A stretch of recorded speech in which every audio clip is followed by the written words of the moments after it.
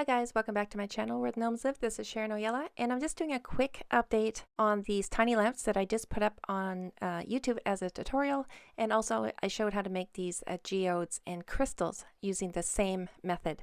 Okay, so I have crystals and these tiny Himalayan salt lamps.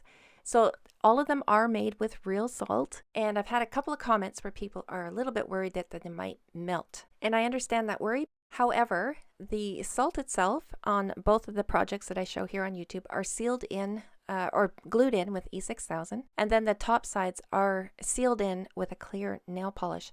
So the back side is sealed in with that glue, and the top side is sealed in with a nail polish. There's nothing exposed to the air, like there's no salt exposed to the air. So if you follow the instructions in the video, yours should not melt. I just want you to hear something here.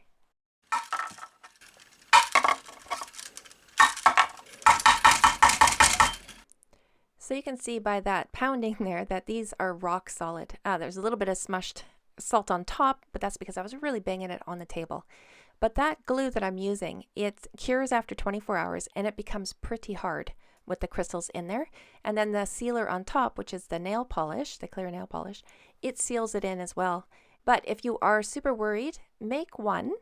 It doesn't take that much time, and then leave it in the air. Give it a few weeks and see what happens.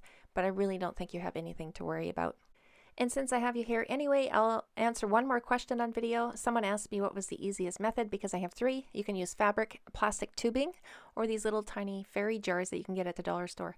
They're all just as easy as each other. The fabric is going to take longer. That's the only difference. The fabric is going to take longer because you have to shape it and then you have to let it dry before you add the material. But they're all just as easy as each other.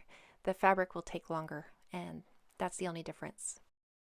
In the next video, I'm working on it right now, guys. I'm going to be creating this fun shelf, and I'm calling it a fun shelf because YouTube doesn't like the name. So I'm going to be doing the shelf for you and the candles that light up on the inside. And I'm also working on those tiny books as well.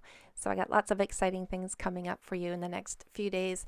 So thank you so much for watching. I hope you enjoy making the crystals or the rock lamps, and I can't wait to see your photos.